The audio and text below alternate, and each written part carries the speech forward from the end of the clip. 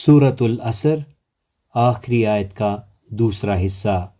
اعوذ باللہ من الشیطان الرجیم، بسم اللہ الرحمن الرحیم۔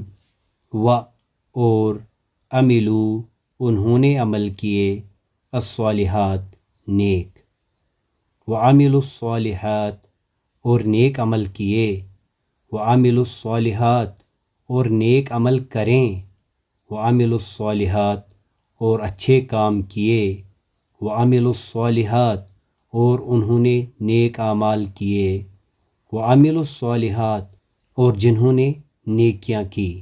اللہ تعالیٰ کی توفیق سے پہلی آیت میں ہم نے پڑھا والعصر، زمانے کی قسم، زمانہ گواہ ہے، ان الانسان لفی خسر، انسان در حقیقت بڑے گھاٹے میں ہے۔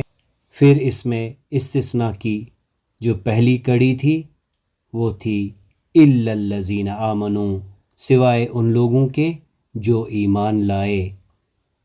اور آج وعملوا الصالحات اور نیک عمل کیے۔ معلوم ہوا کہ آخرت کے خسارے سے بچنے کے لیے صرف ایمان لانا کافی نہیں، بلکہ اس کے ساتھ عمل صالحہ بھی ضروری ہے۔ اور واقعہ یہ ہے کہ جہاں ایمان حقیقتاً موجود ہوگا وہاں اس کی روشنی میں عملی زندگی بھی منور ہوگی اور انسان نیک کردار بنے گا۔ لیکن جہاں ایمان محض جامد عقیدے کی شکل میں ہوگا جس نے شعور کو متاثر نہ کیا ہو تو عملی زندگی بھی سنور نہ سکے گی۔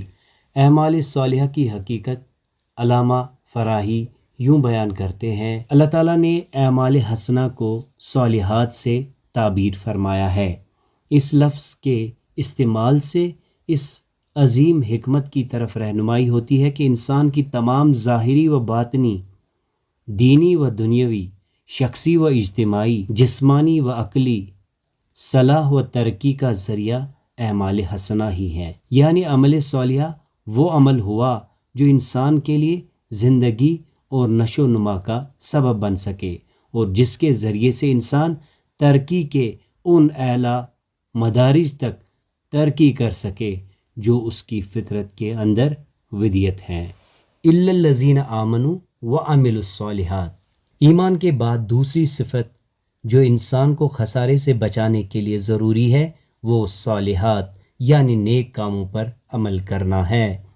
صالحات کا لفظ تمام نیکیوں کا جامعہ ہے جس سے نیکی اور بلائی کی کوئی قسم چھوٹی نہیں رہ جاتی۔ لیکن قرآن کی روح سے کوئی عمل بھی اس وقت تک عمل صالحہ نہیں ہو سکتا جب تک کہ اس کی جڑ میں ایمان موجود نہ ہو اور وہ اس ہدایت کی پیروی میں نہ کیا جائے جو اللہ اور اس کے رسول نے دی ہے۔ یعنی اگر انسان اللہ پر ایمان رکھتا ہے تو اس کے عمل اور کردار سے ثابت ہونا چاہیے کہ وہ اللہ کا فرمان بردار بندہ ہے اور اس کی نافرمانی سے ڈرتا ہے، غرض وہ ہر اس عمل کو اپنی شب و روز کے معمول کا حصہ بنانے پر کمر بستہ ہو جائے جس کا اللہ اور اس کے رسول نے حکم دیا ہے، اور ہر اس فعل سے اجتناب کرنے کی فکر میں رہے جس سے اللہ اور اس کے رسول نے منع کیا ہے۔ ایمان کا محل دل اور عقل ہے۔ عقل اور دل کے معاملات میں انسان نہ صرف دوسروں کو دھوکہ دے سکتا ہے بلکہ بسا اوقات خود بھی دھوکے میں رہتا ہے۔ وہ اپنے کو مومن سمجھتا ہے حالانکہ وہ مومن نہیں ہوتا۔ اس وجہ سے ایمان کے دو شاہد قرار دیے گئے ہیں، ایک قول اور دوسرا عمل۔ قول بھی چونکہ جھوٹ ہو سکتا ہے اس وجہ سے صرف زبان سے اقرار کرنے والا مومن نہیں قرار دیا گیا بلکہ ضروری ہوا کہ آدمی کا عمل اس کے ایمان کی تصدیق کرے۔ چنانچہ فرمایا یا ایھا الذین آمنوا آمنو، اے لوگو جو زبان سے ایمان لائے ہو عمل سے ایمان لاؤ۔